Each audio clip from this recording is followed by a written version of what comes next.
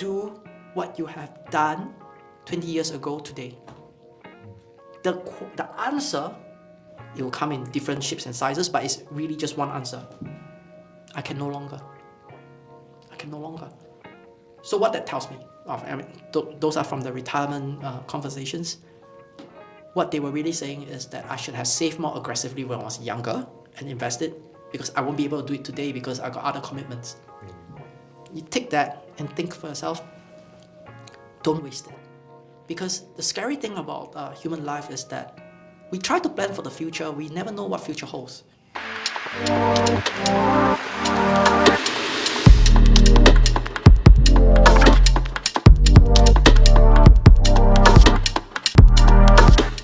So one of the questions that I'm very interested to ask you about is, you've traveled extensively and lived in various different continents and countries right across the world. How have you been able to either create or find aspects of those cultures or identities and brought them into your Singaporean Chinese heritage? Well, that's a very big question. But the way I think about this is I will use traveling as a scaffold. I think that's important. A lot of people, one of the bucket list thing is I want to see the world, right? Okay, whatever that means. I'm not going to contest that. Let's take it as that. I know you're going to travel too, so I have to be very careful treading on ice. But I don't think there's any value in retail traveling or leisure traveling. There's nothing in it. What's the point? But I do believe in immersing yourself into the culture, and usually when you do that, it's not retail traveling. So I like to do long distance runs. So I run in, let's say, the Melbourne Running Festival, Sydney Running Festival, Gold Coast Marathon. I've done Chicago, I've done Frankfurt Marathon, London, so on and so forth. And each time when I'm there, right, when I'm surrounded by all the locals, through the way they run, it tells me a lot about preparation, seriousness to the sport, and how they handle the entire distance. And I'm always impressed, like, that's how they do it. Wow. And then when we are at the start pen, I'll try to get a conversation, the sales side of me, try to get a conversation. It's like, how did you qualify to come to pen A? Because there's qualification. So pen A is right in front. So say, I do a lot of track work, I do this. Then I'll ask them, when do you do your track work? I do it 4:30 in the morning. I'm impressed. Where's that place? Germany. Oh, Germans, right. And then I'll ask them, but how do you train over the winter months? Like, you look very serious. Like, you move up 8 packs or whatsoever. You look very serious. And you say, oh, well, I just go to somewhere more sunny and I continue my training. So, wow. I never knew that people are so serious. Not in my part of the world. So I learned a lot from, let's say, the mindset and interaction. But you have to be immersed in the things that people do. It's the same for workplace. When I was working in Sydney, it's not different from Singapore. It's just that the people are a little different. People eat with their lunch boxes, yes, and it's CBD, nothing much. And people go home after work. They do respond after the dinner with their kids or after walking the dog, watering the plants. Fair and square, Sydney's not that different.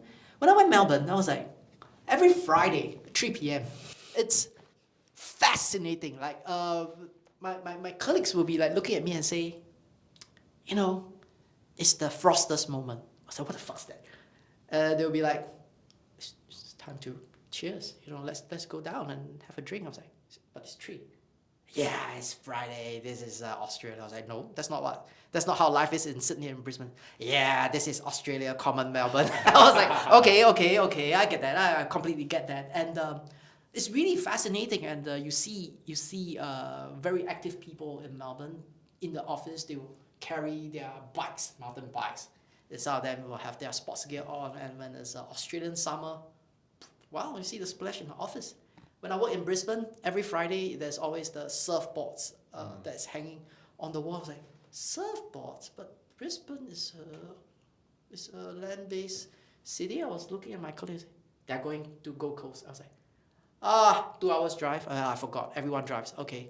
So you can only learn and absorb the nuances and the differences across different countries and cultures when you're working with them, not when you are traveling at leisure. In 2012, I was in Shanghai. I think it was for the World Expo. When I was there, so that's pure leisure trip. It's like scores and scores of people. I don't see anything else except for blackheads. I was like, oh my god. And then I was walking to a particular expo hall. Beside was a river. So then boats come in and people come out. The boat that was very near to me came, it docked, and then when the door opened, everyone rushed out. They ran out. I was like, oh my god, what a stampede. I wasn't expecting this. So that's the part of Shanghai I saw in terms of leisure travel. I didn't really like it. I was caught in the crowd, so on and so forth. But when I went to work, these assholes are killers. When they talk, it's all commas, no full stop. If you don't understand what they say in terms of the accent, they say, that's your problem. You're supposed to keep up, right? We're here for work. I was like, That's such a good way to put it. wow. I was like, all commas, no full stop. I was like, I learned something. So I know that by and large, Shanghainese are very serious in their work. They talk very fast because they want to make sure they get everything done.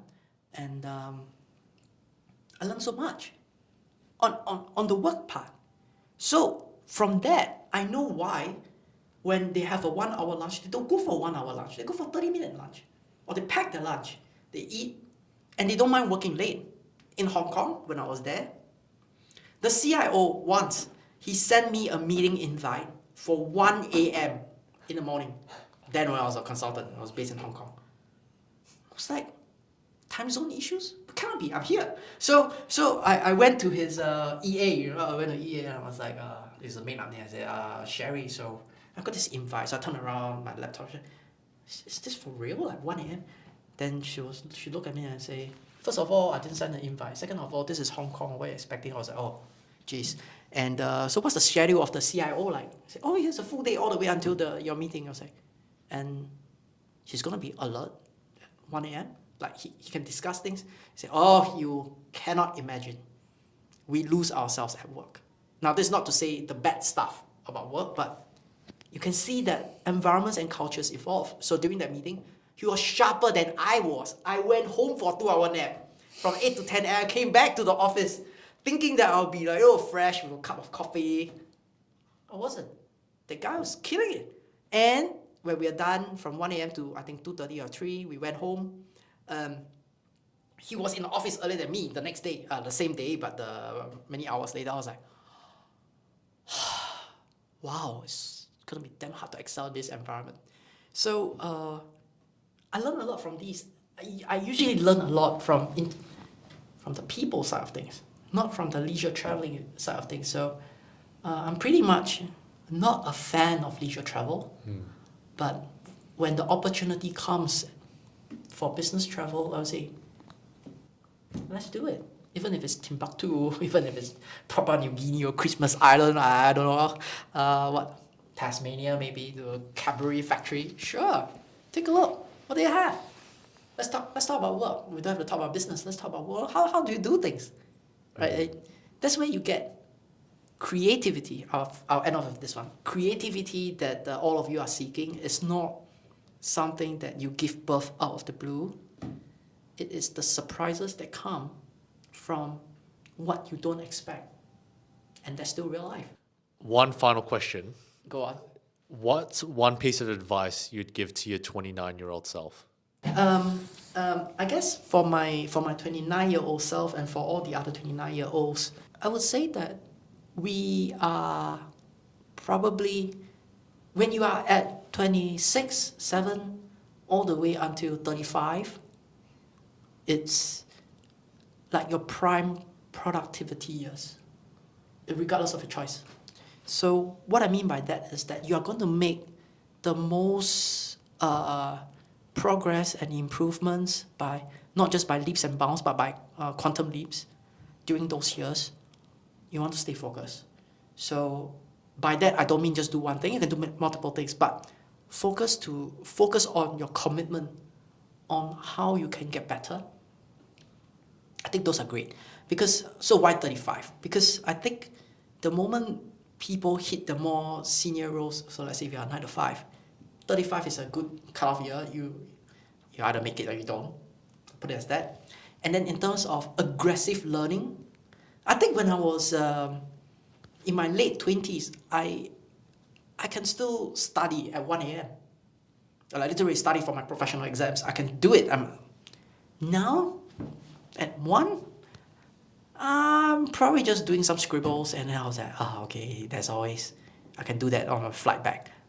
So I would say that be aggressive in your commitment. I think that's important, regardless of the field that you do. Don't waste those years, literally, because it will never come back. It will never come back. To illustrate my point, if you do have subsequent interviews, you just ask those in their mid-40s, pre-50s, and you ask them a very conventional question. Would you do what you have done 20 years ago today? The answer, it will come in different shapes and sizes, but it's really just one answer. I can no longer. I can no longer. So what that tells me, those are from the retirement conversations. What they were really saying is that I should have saved more aggressively when I was younger and invested, because I won't be able to do it today because I got other commitments. You take that and think for yourself, don't waste it. Because the scary thing about human life is that we try to plan for the future, we never know what future holds. And when we get there, looking back, we will always think, shit man, I should have done that. So do it. Do it.